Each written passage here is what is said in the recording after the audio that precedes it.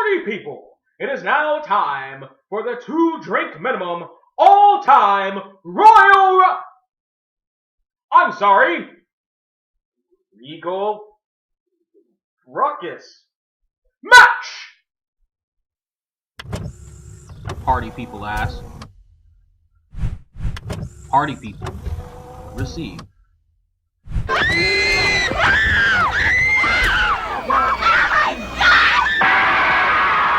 Party people in the place to be. What's going on? It's me.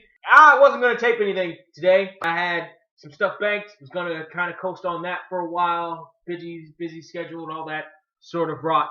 But then there's some events that happened today, which will be noted at the end of this and probably another video as well, that kind of made me want to / need to do something wrestling related. This one also clears the field of a fandemonium request. Simply the Greatest says you should do a top 20 or 15 fave wrestlers of all time. This is a list of some of my favorite wrestlers of all time, not necessarily the greatest wrestlers. Well, that's the same thing. No, not necessarily. For instance, Michael Jordan is arguably the greatest basketball player of all time. Penny Hardaway is my favorite basketball player of all time. You see how those two differentiate? And so this is my top 20 list of my favorite wrestlers of all time. And honestly, 15 was too much. Like, had Simply the Greatest said 10, I could have rattled off 10. Like, I actually had a diehard list of 12, but I could have chopped away at 12. The list that I had that I compiled was well over 50. So, like, I agonized for days over who's going here and who, okay, yeah, maybe not. All right, so here is 20 through 10. Now, the reason I had Howard Finkel introduce us, thank you, Howard, is that we're going to do this since it's 20. 20 is the typical Battle Royal number, right? Royal Rumble, I'm sorry, I'm not allowed to use that. Regal Ruckus, right? So we're going to do that. Okay, we're going to combine the two. So we're going to do this Royal Rumble style, which I have 2 minutes. Count them 2 minutes. I'm going to count them right here, so I don't have to put the graphic up later. You can watch the counter if you want to. But I'm going to have 2 minutes to talk about my favorite of all time. Howard, let's see who drew number 20.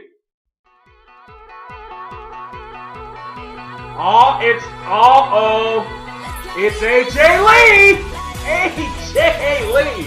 My girl AJ Lee. AJ was ridiculously dope in an era where she did not have a shit ton to fucking work with. And probably still is when whatever happens between her husband and her former company and all other shit, you know, if she decides she wants to go back to it at all, who the fuck knows? But AJ Lee, for me, was one of the reasons to watch the new shit that's out. And I really don't watch much of the new shit, but when Kyle would bring me some AJ Lee, I was fucking excited. When I saw AJ Lee, I was fucking excited. When I heard her music, I was fucking excited. She was dope. She was really dope, and I don't think hit her entire potential. Honestly, because she worked with the fucking Bellas, for fuck's sake. Like, as much as they improved, they weren't fucking the best in the world by any stretch. So, her, you know, here's the thing. What she did have to work with, she made work. Alright? I fucking loved every fucking thing about her. I got pumped. When her fucking music hit, I was like, oh shit! Fucking AJ Lee's coming out. It was more than just have a crush on her, because she's fine. She's fine as a CM Punk, you motherfucking boy. But it's more than just that. She's fucking talented. I'm turned on by fucking talent, and she's fucking talented, man. Oh, fucking AJ Lee stole my goddamn heart in the ring with the shit that she would do and the bumps that she would take. It's fucking great. She worked in an era where divas weren't fucking working. 3, 2, 1. Who's next? It's LT fucking P! Yes, LT fucking P, for those of you who don't know, is an independent worker who I saw for the first time here in SoCal when I started working or was about to start working the SoCal Indies. About to start working. It was like a week or two before I had signed up with this local outfit that I was with. LTP was on one of the... No, I'm sorry. The first time I saw LTP, Trapzilla was with... Hold the thing. Trapzilla was with me, and we went to go see PWG, and there was this dude in the ring about my height, about my build at the time, at least in his street clothes, wearing a fucking Knott's Berry Farm shirt, and I was like, who's this motherfucker? And then he started working out in the ring, which was a goal of mine. It was a goal of mine to work a PWG show, and I said, who is this motherfucker? This motherfucker's gonna ruin my shit. God damn it, because they're never gonna hire me. Never. This motherfucker looks just fucking like me, motherfucker. And I'm like, fuck this guy, man. Fuck this guy. And then his music hit, and then he fucking came out, and then he worked the match of the goddamn night. Fast forward a week or two, he's working this local independent show that Kyle's working, and I'm just kind of checking out or whatever. I think Kyle's working it, and I'm just kind of checking it out a little bit before I sign up there. He comes the fuck out. The place lights up. I don't know how. He's one of these guys that you just can't help but... I've said this in some comments on Tyrone Magnus' video. There are certain guys that you just automatically love, and certain guys you automatically hate. I was one of those guys you automatically hated. At least in wrestling and other forms of life. Like OkCupid, Plenty of Fish, bars, whatever. And there are guys that you automatically like. And LTP is one of these dudes you automatically like. And he's nice! He's so fucking nice, too! I just can't say enough about it. Who's up next? It's... Mickie James! Mickie fucking James! Alright, just like AJ Lee, but a little bit stronger. My feelings towards Mickie James, a little bit stronger. And they come from a similar cloth, actually. Because AJ Lee kind of played this crazy chick who, a lot of her stuff was revolved around who she fell in love with at that particular fucking week or whatever. And Mickie James kind of had to say, her first big shit was with Trish Stratus. Fucking fell in love. Actually, I fucking fell in love with her then. And then I looked more into her past and her wrestling past. There's some other shit in her. There's the pictures, which I did not enjoy. But her wrestling past, and I'm like, this chick's good. She's the reason why I bought this shitty ass Women's Extreme Wrestling, I think it was, DVD that I think I still have, even though I haven't played it in fucking years. Because she was on it as Alexis Leray. I fucking dug her shit. I found her shit in TNA. I fucking dug her shit. I loved her work. I loved the shit that she did. I love the shit that she did with Trish. The shit she did with Trish was fucking dope. Oh, the fucking if you can find an unedited version of her match with Trish at 22, I believe, and that's the only real reason I remember that. That was in that era where a bunch of WrestleManias kind of ran together. But if you can find her unedited match with Trish, where she stopped, sorry, Hunter, but god damn it, that match was so good, except for the finish. That story was so fucking good. Oh, Mickie James was so good and so believable in that role. And she was so dope. She was so dope. She was, you know what? Here's how much of a favorite Mickie James was of mine. I sat through that bullshit and the time's up. I sat through that bullshit where they were calling her fat just to see her. Who's next on the list, by the way? Man, 2 minutes goes by really fast when you're talking about people. It's Willie fucking Mack. Willie fucking Mack. Willie Mack is just like a lot like LTP, but a different style. In that you see him, you fucking like him. You can't boo Willie Mack. You fucking can't. You cannot boo that man. He is too fucking good. You hear his shit, you're like, oh shit, it's Willie fucking Mack. And unlike LTP, where his shit was more aerial, he was fucking great in the ring. Willie Mack is great in the ring. He's aerial too for a big man. Like a man his size. Oh, I was so disappointed when I heard he wasn't going to WWE. I was like, that's your fucking... Damn it! I would love to have seen him in that big spotlight. But Willie Mack, fucking dope in the goddamn ring. I've seen him work quite a few times. Worked a few shows with him, quite a few times.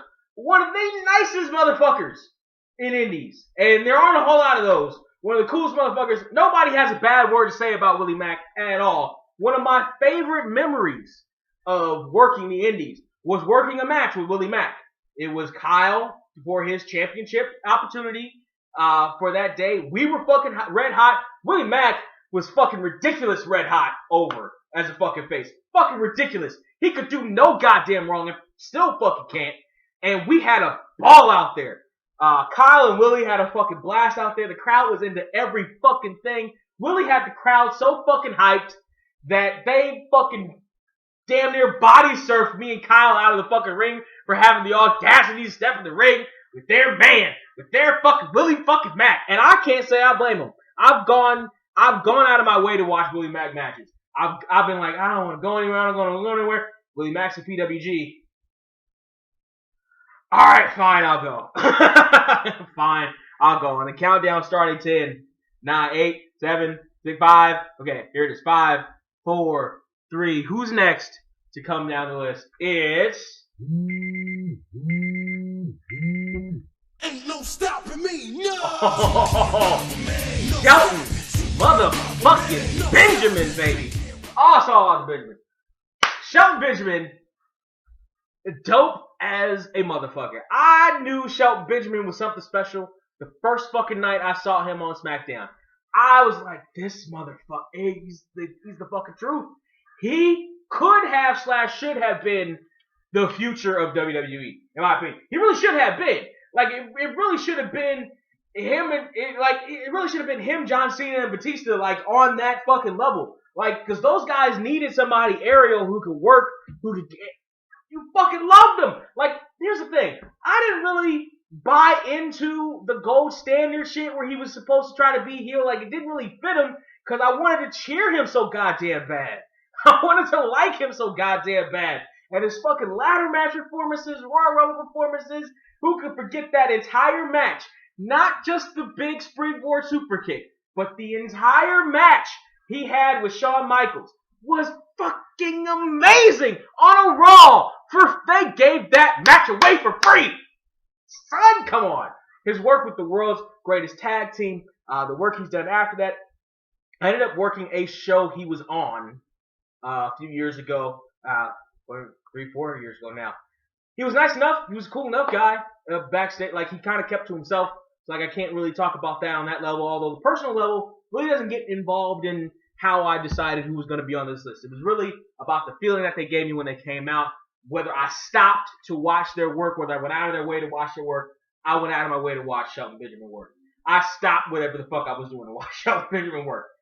Every goddamn time. I was like, Shelton fuck Benjamin's on. I need to sit down and watch this motherfucker. Because this motherfucker is ridiculous. He's fucking ridiculous. Shelton Benjamin. One of my favorites of all time. We're counting down again. 5, 4, 3, 2. Who's next? Oh my god, and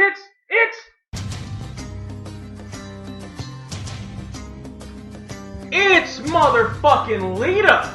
Yes, it's Lita. First time I saw Lita, she came out to help S.A. Rios. She hurricanranaed some dude, and Dory hit the fucking Lita salt. I was instantly in love. 14, 15-year-old me was like that most of the time anyway, but it was more like that for her, because again, talent is such a fucking huge turn off for me. I was so in love with Lita. Oh, it was sickening. I was probably as in love with Lita as Matt was, and probably as heartbroken when that whole shit fell apart. Lita was good. She was good. She was so goddamn good. And, she was so good that the women's division was fucking weak when she came in. So she really didn't work all that much with the women that was in that division. Was fucking Deborah at the time. Like, the fuck. What ended up happening was she worked more with dudes. Like, she was going to S.A. Rios, give dudes hurricanranas and shit. And then with the Hardys, she did all that shit with them. She was giving hurricanranas and Lita sauce to dudes all the fucking time. Like, oh, it was so dope. Not to mention the bumps that she took during that 2-man power trip. Oh, my hat's off to you, baby, because, the shit you took during the 2-man power trip and the chair shots of doom to death. Oh, it was sick. Not to mention the main events that she had with Trish on.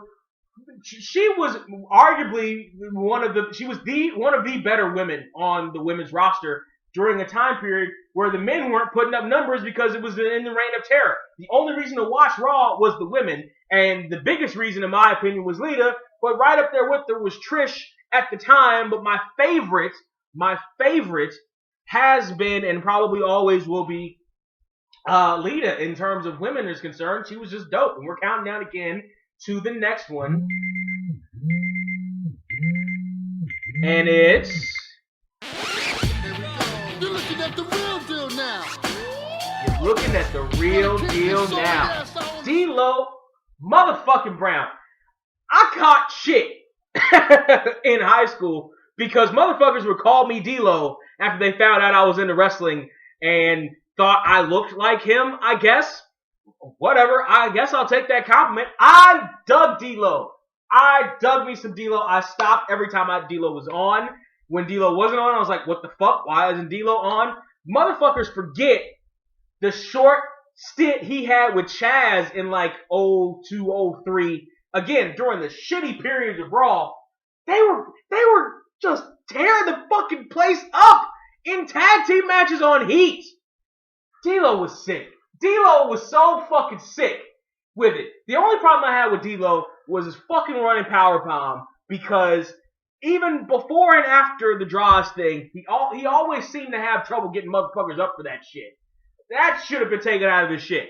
But my favorite, the run with Jeff Jarrett and Owen Hart and Mark Henry, that whole cycle, I fucking love that. Eurocontinental champion, baby, what the fuck are you talking about? Eurocontinental champion, man. Come on. D-Lo was the shit. D-Lo was the shit. Very underrated, very underappreciated. I dug it when he went to TNA and had the storyline with AJ Styles and shit. Oh, fucking dug me some D-Lo, man. I love me some D-Lo. I think that D-Lo was vastly underutilized talent and always one of my fucking the lowdown. They should have tossed him in that ladder match with Eddie and RVD while you're bullshitting. I think he was still on the fucking roster. Why the fuck not? You weren't doing anything with him anyway. Should have fucking tossed him in that shit. Anyway, we're counting down again. Who's next? Who's coming up? Right now, it's... I'm an ass man. Yeah, I'm an ass man. You can call him the one. You can call him Mr. Ass. You can call him anything you want to. Billy motherfucking Gunn. Fucking dug me some Billy Gunn, man. Billy Gunn is the reason why I bought both music albums, volume 4 and 5. I went to the store to buy Billy Gunn action figures, and he didn't fucking have Billy Gunn action figures. Why? Because Billy Gunn was so dope. When Billy Gunn won the King of the Ring, I was ecstatic. I was throwing shit all over my apartment. I fucking dug it.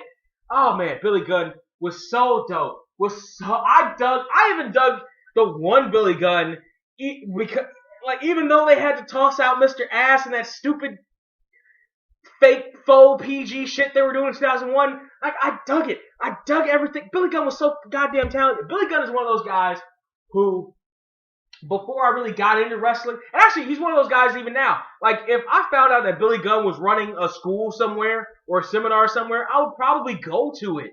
Like, I'm not even into fucking wrestling anymore, but I love Billy Gunn's work so goddamn much. Like, man, here's my $200, man. Teach me the one and only. Here's my 150, man. How do you do the fucking famouser? Like, how do you get your shit all the way up and flex your fucking quads and shit all the way up and look so dope as you do when you come all the way down and look like you're fucking spiking them to death? And that big ass fucking drop kick you got. Billy Gunn was the shit, man. Billy Gunn got buried. I really hated it when they tossed him out of DX because he broke his fucking arm. Like, man, what the fuck? That was bullshit. They could have kept him around And that was bullshit. Yeah, and how Trips buried him back. Oh, fuck, man. And how The Rock buried him in their feud. Jesus. Billy Gunn could have been a big player. He really could have been. And he was one of my favorites. Uh-oh. Uh-oh, who's next?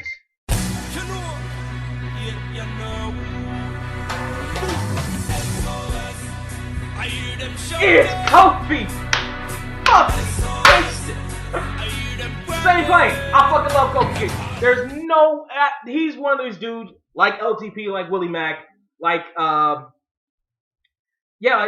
and Mack.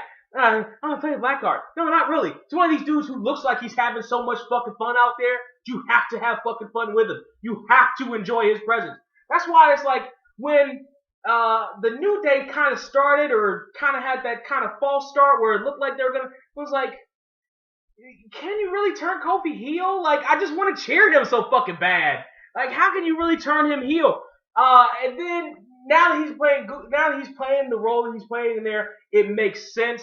They're supposed to be bad guys, but you still gotta cheer him. You still gotta fucking cheer him. He's having the time of his life out there. He always looks like he's having the time of his life out there. His matches are dope. I fucking love Kofi Kingston matches. Even when Kofi Kingston's half-assing out there, his matches were usually better than damn near everybody else on the fucking card. Pretty much. When they had him in that feud with Randy Orton, I'm like, yes, they're finally fucking utilizing him. This is that next step that he needs to take. He just needs to cross over, and now he'll be a main eventer. This is what they fucking need, the fresh blood and shit. Yes, and it's Kofi Kingston. He's dope. He can fucking deliver. And they tripped that shit off for no fucking reason. They're like, why? We wanted to see Kofi go to that next level. We wanted to see him succeed, and you fucking pull the rug out. Fucking why? Fucking why? Kofi Kingston is a shit, man. I watched Kofi Kingston when I wasn't watching anything else on the show. And I'm tempted to watch again because Kofi Kingston is apparently doing some... I've seen some of his newer stuff. Kyle's hit me just a couple of them. But it's one of those things where it's like, I feel like I had to have seen more of it to kind of get it. But his work in the ring just can't be fucking topped. Who is next? Who could possibly come out and top Kofi fucking Kingston? Who could end this countdown right now? Who do you think you are to...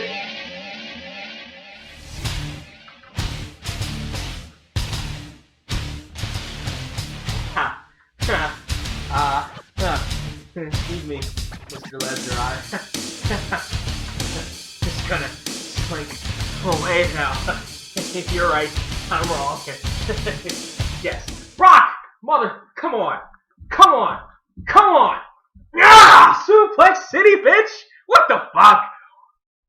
You know, there have been guys that have made meal out of suplexes. Chris Benoit, Eddie Guerrero, Dean Malenko, pretty much any of the Radicals.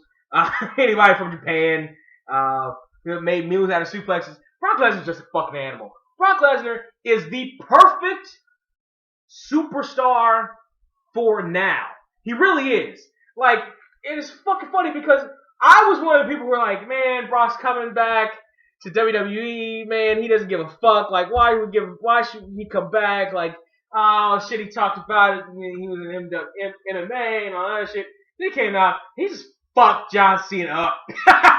He just fucked him up.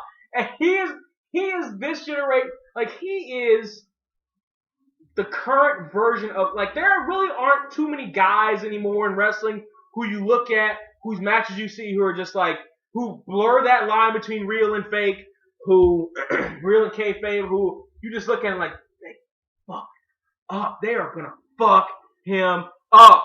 Like, they were like, the last guy I think who had that persona was Samoa Joe, and that was fucking 10 years ago.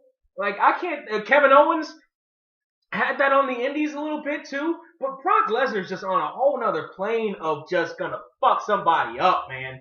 Oh, Jesus. All his matches are dope. Like, well, not all his matches. The shit he did with Undertaker, that shit was just pathetic. It wasn't his fault. It was the fact that Undertaker's fucking old. But other than that, like, fucking Lesnar's gonna fuck you up, man. And there ain't shit you can do about it, because he's Brock goddamn Lesnar. And that is gonna be the end of 20 to 11. Party people, Tell me what you think of the list so far down there in the comments section. Do you agree with my list? Do you disagree with my list? Remember, this is not the greatest wrestlers of all time or superstars, managers, or tag teams or any of this. This is top 20 of my favorites of all time. If this was greatest, there would be a bunch of people who were on this list who would be off, and a bunch of people who were off this list who would be on. And rearrange the list and all other shit. Alright? This is my personal top 20 favorite. Tell me some of your personal top 20 favorite. Give me your 20 through 11 down there in the comment section. Tell me how you disagree with me via the million. Tell me how D'Lo Brown fucking sucks, and what the fuck am I doing putting Shawn Benjamin on there, and what the fuck is an LTP, and who the fuck is it? First of all, if you're asking who LTP or Willie Mack is, you need to go check their shit out. You really do. You just do. And there should be links down there if I do this right, but I'm going to kind of put this up in a hurry. Check back for the links in the comment section, alright? Like, share, subscribe. Go to youtube.com/surreal469. There's a little blue button over there on the right-hand side. It says support. You be support. Yeah, it says support. Yeah, it does. Support. You'll be supporting. And that ain't bad. Boom. Boom. Boom.